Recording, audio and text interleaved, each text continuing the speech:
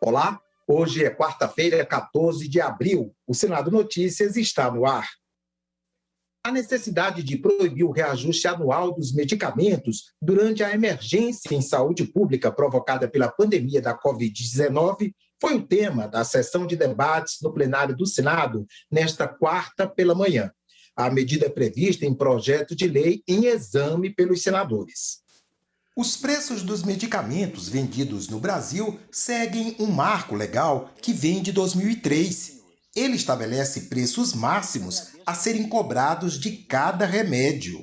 Um teto para todas as apresentações de medicamento no Brasil que não pode ser ultrapassado, mas dando margem para que a indústria possa comercializar em relação aos distribuidores e aos hospitais e às drogarias e, ao final de contas, ao consumidor final, com uma margem de descontos. Para o representante do Instituto Brasileiro de Defesa do Consumidor, essa crise requer medidas extraordinárias. E olhando para o contexto da pandemia, o que nós vemos é uma crise econômica que leva a uma considerável redução do poder de compra, né? Então, esse é o momento, mais do que nunca, que justifica mudanças extraordinárias, né? As soluções para a crise atual devem ser tão extraordinárias como a crise, né? Como o tamanho dessa crise.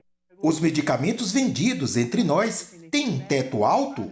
A questão divide os debatedores. O preço teto já é muito alto, né? Então nós estamos partindo de uma regulação que já é bastante permissiva em termos de preço. E aí eu cito duas referências, uma é o próprio IDEC e outra é o Tribunal de Contas da União. Então, o teto de medicamentos no Brasil, ele não parte já de um teto mais alto do mundo, ao contrário, ele parte de uma cesta de países e é o menor preço, não é nem essa média. Outras medidas também foram apresentadas na sessão. Outra medida fundamental, que seria a suspensão de patentes, suspensão de proteção do segredo industrial sobre tecnologias associadas à Covid-19. Né? Existe um projeto de lei também no Senado, 12 de 2021, existe uma discussão sobre o tema apoiada pela Organização Mundial de Saúde na Organização Mundial do Comércio, OMC, conhecida como waiver, né? São medidas fundamentais se nós também queremos debater redução de preços de medicamentos, aumento da produção, né? E evitar um cenário desastroso de escassez. A CPI da Covid vai investigar não apenas o governo federal, mas também a aplicação de repasses da União para estados e municípios. 2 requerimentos foram unificados ontem e agora os líderes partidários têm 10 dias para indicar os integrantes. O presidente do Senado uniu ao pedido original de CPI um outro requerimento, voltado para investigar também governadores e prefeitos. Agora, os líderes partidários terão que indicar os integrantes, 11 titulares e 7 suplentes. O requerimento do senador Randolfo Rodrigues, que traz o fato determinado e que ora é lido, é acrescido do requerimento do senador Eduardo Girão em relação aos repasses de recursos federais aos demais entes federados, e ambos os fatos poderão ser investigados, com a limitação e com a observância do artigo 146, inciso 3 do Regimento Interno do Senado Federal, a fatos que digam respeito exclusivamente aos demais entes federados, estados, Distrito Federal e municípios, a quem cabe a sua própria investigação através das casas legislativas respectivas, sob pena de usurpação de atribuição e de competência. Prestados esses esclarecimentos, a presidência determina que sejam oficiados os líderes para que façam as indicações de membros de acordo com a proporcionalidade partidária e, feito isso, será feita a designação do colegiado por esta presidência e posterior instalação da comissão parlamentar de inquérito. O assunto foi longamente discutido na sessão plenária, antes da votação dos projetos na ordem do dia. O líder do governo no Congresso disse que a CPI não deveria ser instalada para evitar contaminação de coronavírus no Senado. Nem vou apelar para tudo aquilo que as pessoas sabem do fato de termos 3 membros titulares do nosso Senado que perderam a sua vida, e não dá para negociar nesse momento com qualquer outra possibilidade, em sendo presencial o funcionamento da CPI, esta CPI ou qualquer outra CPI, que a gente tenha um ambiente de trabalho para funcionários terceirizados, jornalistas, qualquer tipo de pessoa que precise trabalhar num ambiente de Câmara, num ambiente de plenário, que tenha a sua segurança preservada. O autor do pedido original de CPI argumentou que os trabalhos podem ser feitos de forma semipresencial. Na prática, a questão de ordem apresentada por Sua Excelência inviabiliza o funcionamento desta comissão parlamentar de inquérito enquanto durar a pandemia. Pela lógica, se não fosse possível a atuação dessa comissão de inquérito, não seria possível nenhuma investigação no país. Não seria possível a condução de nenhum inquérito. Não seria possível o funcionamento de instituições judiciais, como o Supremo Tribunal Federal, o Superior Tribunal de Justiça, o Ministério Público.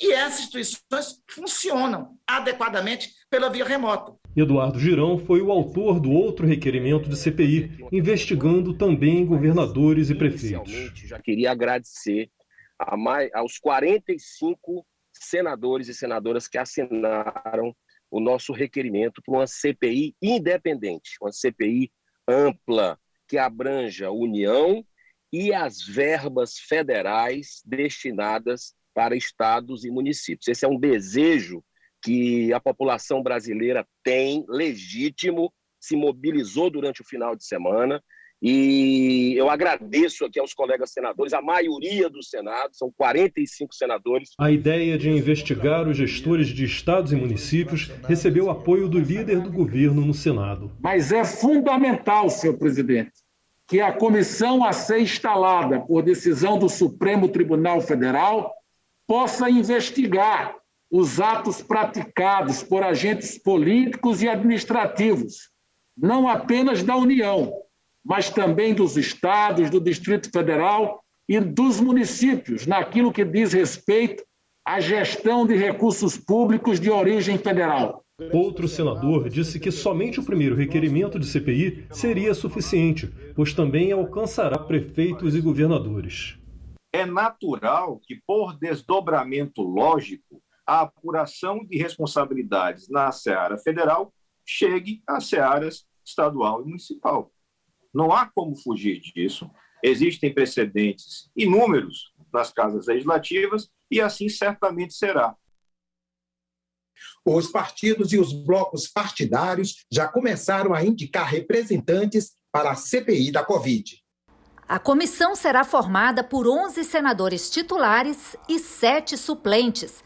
O bloco MDB, Progressistas e Republicanos poderá ter 3 senadores titulares e 2 suplentes. O bloco PSDB, Podemos e PSL tem direito a 2 titulares e 1 suplente. Ao PSD caberão 2 vagas de titular e 1 de suplente. O bloco composto por DEM, PL e PSC vai indicar 2 titulares e 1 suplente. O bloco PT e PROS terá 1 titular e 1 suplente. E o bloco PDT, Cidadania, Rede e PSB também poderá indicar 1 titular e 1 suplente. Assim que todos os integrantes forem definidos, vai ser instalada a CPI e escolhidos o presidente e o relator da comissão. Uma CPI pode, por exemplo, convocar ministros e autoridades, ouvir testemunhas, quebrar sigilos e pedir o indiciamento de pessoas. Para o presidente do Senado, o senador Rodrigo Pacheco, por causa dessas características do trabalho, a CPI deverá ser presencial. Até ela deve ser presencial, obviamente se tratando de uma comissão parlamentar de inquérito em que se imponham atos como de interrogatórios, inquirição de testemunhas, as quais devem se garantir a incomunicabilidade, o exame de documentos, a reunião de documentos sigilosos, a elaboração de pareceres e de perícias. Então, tudo isso recomenda que, por ser um trabalho investigativo, que seja feito presencial. Mas, obviamente, que na dinâmica da Comissão Parlamentar de Inquérito, caberá ao seu presidente, o novo presidente, o presidente da CPI, decidir, junto com os pares da CPI, o formato que, eventualmente, pode sugerir algum tipo de ato que não seja presencial. O Comitê de Coordenação Nacional para Enfrentamento da Pandemia se reuniu nesta manhã no Palácio do Planalto. Após o encontro, o presidente do Senado, Rodrigo Pacheco, disse que foram discutidas alternativas para antecipar o cronograma de vacinação no país. Tratamos a respeito do cronograma de vacinas e tenho aqui em mãos esse cronograma que dá conta de 520 milhões de doses no ano de 2021, substancialmente por Fiocruz e Butantan. E aqui nós rendemos também nossas homenagens à Fiocruz e ao Butantan pelo extraordinário trabalho feito em favor do povo brasileiro nesse momento crítico que vivemos. Mas, igualmente, do consórcio COVAX Facility da Organização Mundial de Saúde, da Precisa Medicamentos, que ainda depende de aprovação da Anvisa, da vacina importada da Índia, da União Química, que também ainda depende da aprovação da Anvisa, e também foi um assunto tratado, a súplica para que o senhor ministro da Saúde possa estabelecer as tratativas com a Anvisa para a agilização de mais esta vacina russa, já aplicada em outros países e que pode perfeitamente ser aplicada no Brasil após o crivo técnico da Anvisa. E Pfizer e Janssen, com contratações de ambas de 138 milhões de doses, sendo que a vacina da Janssen é uma vacina de dose única. E aqui eu trago para os senhores uma boa notícia, que é justamente a antecipação de doses da vacina Pfizer, fruto de uma ação direta do presidente da República, Jair Bolsonaro, com o executivo principal da Pfizer, que resulta em 15,5 milhões de doses da Pfizer, já no mês de abril, maio e junho. Ou seja, nós conseguimos antecipar no calendário anteriormente previsto das 100 milhões de doses, 2 milhões de doses da vacina da Pfizer, que vai fortalecer o nosso calendário de vacinação. O plenário do Senado aprovou, nesta terça-feira, projeto de lei de autoria do presidente da Casa, Rodrigo Pacheco, que estabelece ações de combate à pandemia da Covid-19, como ocorreu no ano passado. A proposta restabelece a lei que instituiu em 2020 medidas para o enfrentamento da crise sanitária com base no decreto de estado de calamidade pública que terminou em 31 de dezembro do ano passado. A norma alcança União, estados, municípios e Distrito Federal. Ela permite a adoção de diversas ações extraordinárias e simplifica muito o regime público de aquisições e contratações de bens, serviços e insumos destinados ao combate da pandemia do coronavírus. A lei a ser restabelecida também determina, entre outros pontos, a possibilidade de restringir de forma excepcional e temporária a entrada e saída do país, conforme recomendação técnica e fundamentada da Anvisa, por rodovias, portos ou aeroportos, e de autorizar a importação de produtos sujeitos à vigilância sanitária sem registro na Anvisa, desde que registrados por autoridade sanitária estrangeira e previstos em ato do Ministério da Saúde. Ainda pela lei, será considerada falta justificada ao serviço público ou privado o período de ausência decorrente de alguma medida como isolamento, exames e tratamentos médicos. A previsão é de que a nova lei terá vigência até 31 de dezembro deste ano. O projeto também legitima os atos praticados entre 31 de dezembro do ano passado até a publicação da nova lei. Além de trazer legalidade e segurança jurídica a todos os órgãos e gestores do Executivo brasileiro, vai trazer a oportunidade de trazermos vacinas já aprovadas em outros países que, contratadas com o Brasil, dispensam a passagem demorada na Anvisa e possa chegar ao braço da população brasileira. Os senadores também aprovaram proposta que estende até o fim do ano a permissão para estados, municípios e o Distrito Federal usarem saldos de repasses federais de anos anteriores aos fundos de saúde. Em 2020, 6 bilhões de reais foram utilizados desta forma em ações de combate à pandemia. Esse projeto, senhor presidente, trata de 2 assuntos: da utilização de saldo financeiro dos fundos de saúde e de assistência social pelos entes subnacionais e da prorrogação de prazo para que os entes possam refinanciar as suas dívidas com a União.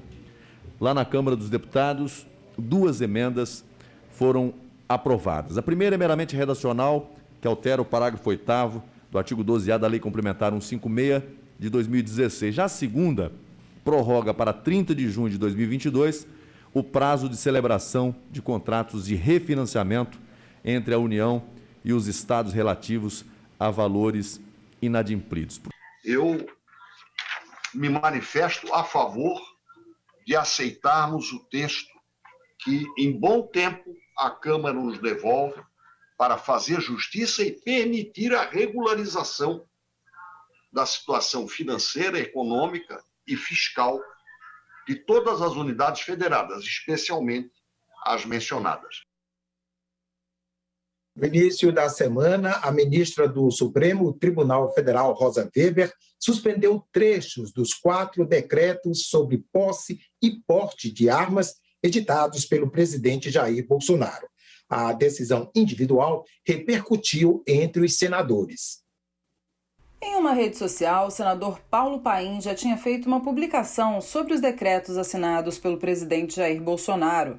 No texto, ele diz que flexibilizar regras para compra e uso de armas não vai solucionar o problema de segurança. E continua, dizendo que as consequências serão enormes. O senador Humberto Costa criticou o Senado por não ter cassado o decreto. Já o senador Marcos Rogério criticou o Judiciário e disse: mais uma vez, o STF extrapola suas atribuições e interfere nas ações de outros poderes da República. É importante colocar que, diante do fato de 2020 ter sido um ano recorde de aquisição de armas por pessoas comuns, ou seja, não policiais e não militares, 180 mil armas entraram no domínio público em 2020. Se trouxermos isso para uma fração diária, isso representa 500 armas por dia, chegando ao domínio das pessoas comuns. Se passássemos 10 dias com esse decreto em vigor, teríamos mais 5 mil armas nas mãos de brasileiros e brasileiras, com critérios relativamente bem mais baixos do que os anteriores. A liminar da magistrada deve ser analisada nos próximos dias pelo Supremo Tribunal Federal. O julgamento vai ser marcado pelo presidente da Corte, Luiz Fux. Mas a decisão já está valendo. A decisão da ministra do Supremo Tribunal Federal suspende os seguintes pontos: fim do controle feito pelo Comando do Exército sobre categorias de munições e acessórios para armas, autorização para a prática de tiro recreativo em entidades e clubes de tiro, independentemente de prévio registro dos praticantes, possibilidade de aquisição de até 6 armas de fogo, de uso permitido por civis, e 8 armas por agentes estatais com simples declaração de necessidade, revestida de presunção da veracidade. Comprovação pelos CAPs da capacidade técnica para o manuseio de armas de fogo por laudo de instrutor de tiro desportivo. Dispensa de credenciamento na Polícia Federal para psicólogos darem laudos de comprovação de aptidão psicológica a CACs. Dispensa de prévia autorização do Comando do Exército para que os CACs possam adquirir armas de fogo. Aumento do limite máximo de munição que pode ser adquirida anualmente pelos CACs. Possibilidade de o Comando do Exército autorizar a aquisição pelos CACs de munições em número superior aos limites pré-estabelecidos. Aquisição de munições por entidades e escolas de tiro em quantidade ilimitada. Prática de tiro desportivo por adolescentes a partir dos 14 anos de idade. Validade do porte de armas para todo o território nacional. Porte de trânsito dos CACs para armas de fogo municiadas. E porte simultâneo de até 2 armas de fogo por cidadãos. Essa decisão da ministra, ela foi fundamentada no entendimento de que os decretos teriam extravasado a competência regulamentar, ou seja, os decretos teriam tanto criado direitos não previstos em lei, como teriam suprimido obrigações que estavam previstas no Estatuto do Desarmamento. Então, diante dessa decisão da ministra Rosa Weber, o que nós temos é exatamente uma suspensão desses decretos e o restabelecimento integral das diretrizes estabelecidas no Estatuto do Desarmamento.